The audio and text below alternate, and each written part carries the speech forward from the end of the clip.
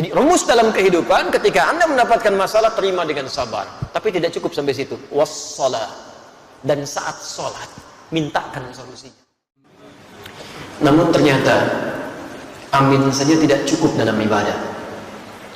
Karena kalimat amin itu di dalam Al-Quran diletakkan setelah kalimat Iyyaka na'budu wa iyyaka nasta'in ihdinas siratal mustaqim dan seterusnya ayat.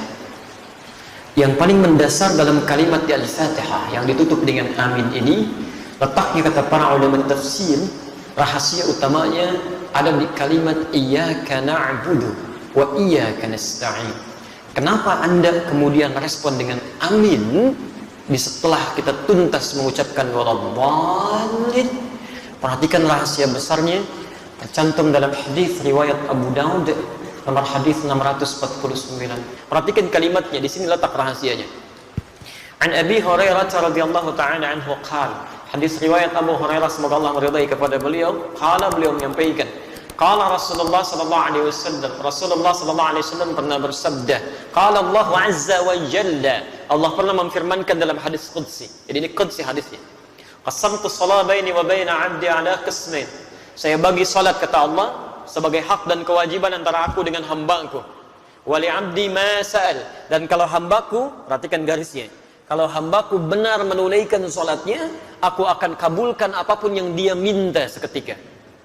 Kalau dia benar menunaikan salatnya, aku akan kabulkan apapun yang dia minta seketika. Perhatikan kalimatnya. Idza qala al-'abdu alhamdulillahi rabbil alamin. Kalau seorang hamba dalam salatnya mengucapkan alhamdulillahi rabbil alamin, qala Allah azza wa jalla, langsung Allah jawab kalimatnya, hamadani 'abdi, hambaku sedang memujiku. Wa idza qala al-'abdu ar-rahmanir rahim, kalau hambaku mengatakan ar-rahmanir rahim, qala Allah azza wa jalla athna 'alayya 'abdi, Allah menjawab hambaku sedang menyanjungku. Wa idza qala al-'abdu maliki yaumiddin, kalau hamba kemudian berkata Malik Yaumiddin, qala Allah azza wa jalla, Allah menjawab majjadani 'abdi, hambaku sedang mengagungkanku. Sekarang perhatikan rahasianya. Idza qala al-'abdu, kalau seorang hamba berkata dalam salatnya, iyyaka na'budu wa iyyaka nasta'in, ya Allah, sekarang kami ibadah, salat kami jadikan hanya untukmu, dan sekarang kami punya persoalan dalam kehidupan, kami mohonkan solusinya hanya kepadamu. Qala Allah azza wa jalla, seketika Allah akan menjawab kalimatnya. Perhatikan perbedaan dengan jawaban-jawaban sebelumnya. Hadza baini wa baina 'abdi, inilah perjanjian antara aku dengan hambaku. Wali 'abdi ma sa'al, kalau sampai kalimat ini dia ucapkan benar salatnya, maka apapun yang dia minta aku akan kabulkan seketika itu. Jadi kalau Anda benar dalam berdiri ini saja, sampai di sini saja Anda benar kalimatnya, kata Allah, mau minta apa kamu? Kamu minta apapun, saya akan kabulkan. Karena itulah sejak dulu para nabi dan rasul sebelum masa Nabi Muhammad SAW, setiap kali mereka menunaikan salat itu akan selalu menyampaikan doa-doa dalam hajat kehidupannya. Sebelum kita sudah ada nabi yang salat, cuma caranya kita lebih sempurna, sampai dengan sujud dan salam. Dulu Masya Allah, Nabi Zakaria salat, Quran surah ketiga Ali Imran ayat 38-39, posisi paling kanan sebelah atas. Ya, Masya Allah, Nabi Isa salat, Quran surah 19 dari ayat 31-nya, posisi paling kanan di pertengahan. Nabi Ismail bahkan, ya, kakek Nabi Muhammad SAW ke-29 salat dan memerintahkan keluarganya untuk salat, Quran surah 19 di ayat 55-nya. Di semuanya salat. Nabi Musa salat, Nabi Ibrahim salat, semua salat. Jadi kalau Anda urutkan dari Nabi Muhammad SAW sampai Nabi Adam, mereka pun salat dengan cara yang berbeda dengan kita, dan kita lebih sempurna. Muhammad bin Abdullah bin Abdul Muttalib bin Hashim bin Abdul Manaf bin Qusay bin Murrah bin Kilab bin Ka'b bin Ghalib bin Fihr bin Malik bin Nadar bin Kinana bin Khuzaimah bin Mudrika bin Ilyas alaihi salam bin Nizar bin Mudar bin Ma'ad bin Adnan bin Addi bin Adri bin Muqawwam bin Nahur bin Tarih bin Ya'rub bin Yasjub bin Nabit bin Ismail alaihi salam bin Ibrahim alaihi salam bin Adhar bin Nahur bin Abir bin Kinan bin Arfakhshad bin Sam bin Nuh alaihi salam bin Mihlail bin Matushara bin Kinan bin Anwas bin Thith bin Adam alaihi salam. Nabi Muhammad sallallahu alaihi wasallam sampai ke atasnya semua salat. Perhatikan apa yang paling hebat terjadi. Pernah dulu ada dua orang menikah. Setelah berumah tangga ternyata secara medis divonis tidak mungkin punya keturunan. Suaminya rambutnya sudah memutih, fisiknya sudah letih. Istrinya divonis secara klinis menopause dan mandul. Secara medis mustahil. Maka apa yang terjadi? Perhatikan kaidah Qur'annya, ini manhaj untuk kita semua. Quran surah ketiga Ali Imran ayat 38, posisi paling kanan sebelah atas. Hunalika da'a Zakaria rabbah. Di mihrabnya kemudian Nabi Zakaria yang mengalami peristiwa tadi, ya, yang saya sebutkan rambut memutih, fisiknya sudah letih, dengan kondisi istrinya ada di Quran surah 19 Maryam, dari ayat keduanya sampai dengan ayat ke-10 posisi paling kanan dari atas sampai bawah. Kemudian setelah semua mengatakan mustahil punya keturunan, apa yang dilakukan? Nabi Zakaria meninggalkan pendapat manusia, langsung bermohon kepada Allah yang tanpa batas. Maka masuk ke mihrabnya bermohon. Qala rabbi hamli min ladunka dzurriyyatan thayyibah innaka sami'ud du'a. Ya Allah, semua mengatakan mustahil saya punya keturunan. Saya hanya bermohon sekarang hanya kepadamu ya Allah, yang tidak punya batas dalam kekuasaannya. Engkau pasti dengar doa saya. Kalau pada yang maha mendengar saja belum dikabulkan, pada siapa lagi saya mesti minta ya Allah? Ini rumus dalam Al-Quran. Kalau Anda sedang punya persoalan dalam kehidupan, jangan putus asa.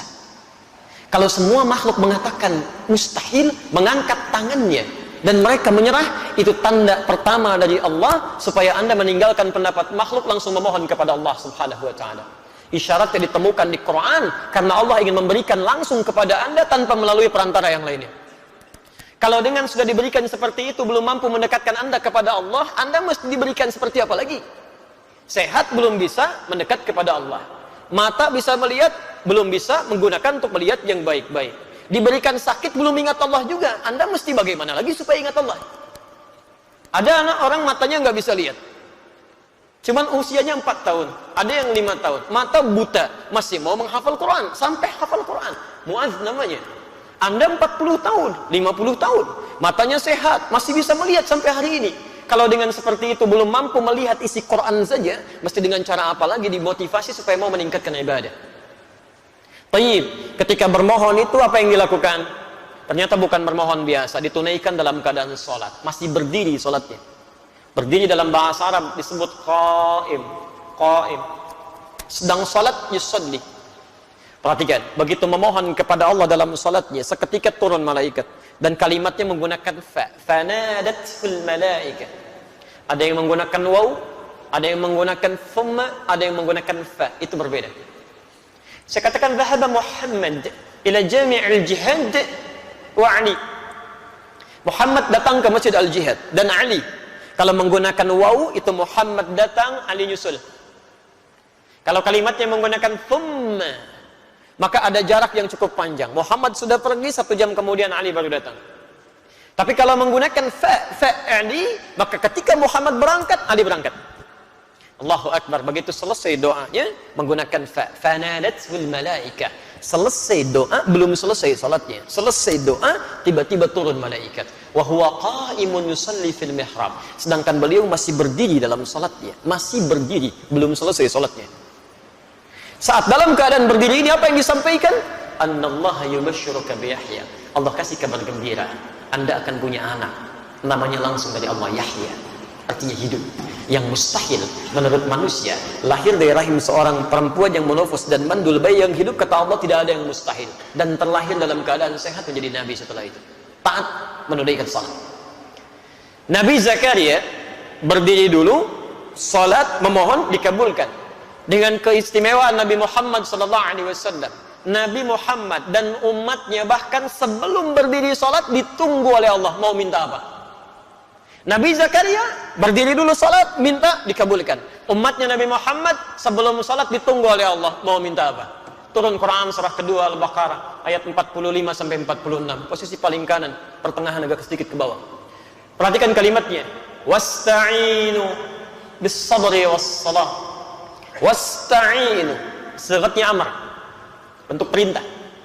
Dan jika Anda memiliki persoalan dalam kehidupan, perhatikan cara menerjemahkannya, maka mintakan solusinya kepada Allah. Perhatikan caranya ya, supaya masalah cepat selesai kalau Anda sedang punya masalah. 1, bis sabri, terima dulu masalahnya dengan sabar, jangan mengeluh. Tidak ada satupun ayat di Quran yang berbicara tentang keluhan. Pilihannya cuma sabar. Diterima dengan sabar. Dengan kesabaran itu nanti bimbingan Allah turun. Perhatikan rumus ya, rumus kesabaran dalam Al-Quran tentang masalah. Lihat rumusnya. Quran surah kedua Al-Baqarah ayat 286. La yukallifullahu nafsan illa wus'aha. Allah sampaikan, tidak mungkin Allah menguji, menitipkan masalah pada seseorang kecuali dia sanggup mengatasinya. Artinya kalau Anda sedang diberikan masalah, diberikan ujian, artinya Anda sanggup mengatasinya. Jadi sekarang kalau Anda sedang punya masalah berat luar biasa, itu artinya cuma Anda yang sanggup, yang lain belum tentu bisa. Karena itu dititipkan kepada Anda, bukan pada yang lain. Jelas ya? Karena cuma Anda yang bisa mengatasi. Sifat Allah itu punya keadilan, tidak mungkin menitipkan masalah pada orang tidak sanggup. Kalau Anda sedang punya masalah luar biasa, artinya hanya Anda yang sanggup mengatasinya, yang lain tidak. Dan tidak usah pasang status, memang hanya saya yang bisa mengatasinya. La yukallifullahu nafsan illa wus'aha. Diterima dengan sabar. Sifat adil Allah ini, Masya Allah, bukan hanya melekat pada manusia, binatang pun mendapatkannya, tumbuhan pun meraihnya. Tahu cicak? Bagaimana beraktivitasnya? Merayap. Di mana? Di dinding. Apa makanannya? Nyamuk. Nyamuk bagaimana aktivitasnya? Terbang. Di mana sifat keadilan Allah? Makanannya bisa terbang, cicaknya nggak bisa terbang. Kalau nyamuknya jenius, itu jadi permainan cicak, gitu ya. Tapi perhatikan, turun kemudian keadilan Allah di sini, dan disinilah kemudian hikmah besar kita dapatkan. Orang tua kita hanya mengajarkan sedikit lirik untuk memahamkan itu. Cicak-cicak di dinding. Diam-diam, Allahu Akbar. Cuman diam-diam merayap. Keadilan Allah hanya memerintahkan kamu merayap ya. Dia merayap walaupun cuman diam-diam. Perhatikan, ketika cicaknya mengikuti ikhtiar yang ditetapkan Allah, merayap dia sekalipun diam-diam, yang terjadi setelahnya apa? Datang seekor, Allahu Akbar. Nyamuknya yang datang, bukan cicak yang mendatangi nyamuk.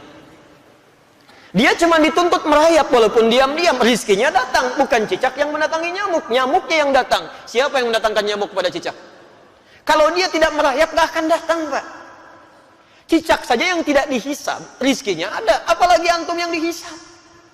Datang seekor nyamuk, setelah itu silahkan ya. Jadi selalu gitu kan, ada kebaikan yang bisa kita dapatkan. Jadi rumus dalam kehidupan, ketika Anda mendapatkan masalah, terima dengan sabar. Tapi tidak cukup sampai situ. Wassalah. Dan saat sholat, mintakan solusinya. Minta kepada Allah. Makanya kalimatnya ketika wasta'inu itu kata perintah. Lihat, wasta'inu itu bentuk perintah. Kalau ingin dirubah jadi bentuk permintaan, maka dirubah kalimatnya dari wasta'inu menjadi nasta'in. Itu bentuk permintaan. Wasta'inu dirubah jadi bentuk nasta'in. Ya Allah, engkau perintahkan kami minta, sekarang kami memohon solusinya. Nasta'in. Kepada siapa? Kepadamu ya Allah. Iyaka. Iyaka nasta'in. Saya mau tanya, apakah dalam sholat kita mengucapkan kalimat iyaka nasta'in? Saat sujud atau saat rukuk?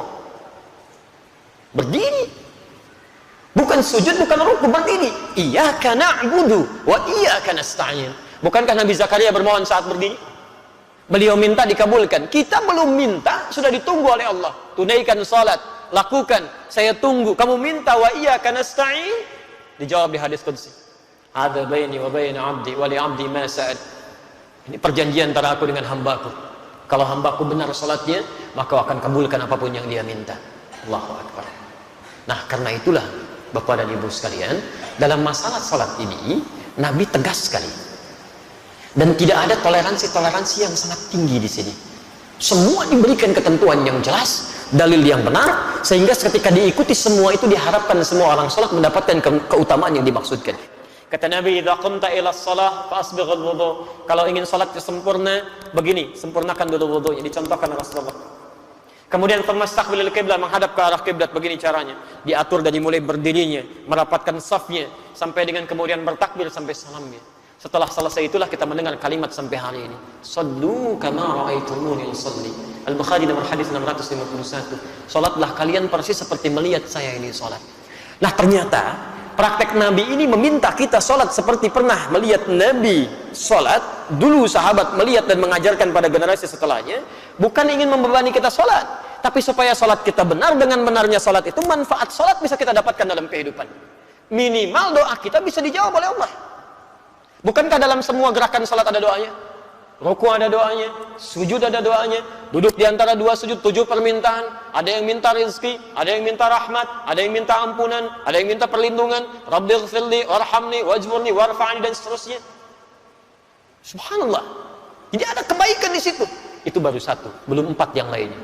Karena Allah menjamin ada 5 kebaikan yang diberikan pada orang yang sholatnya benar, yang tidak akan pernah diberikan pada yang tidak sholat, atau bahkan orang sholat tapi sholatnya tidak seperti yang diinginkan oleh Al-Quran dan dituntun oleh Rasulullah SAW.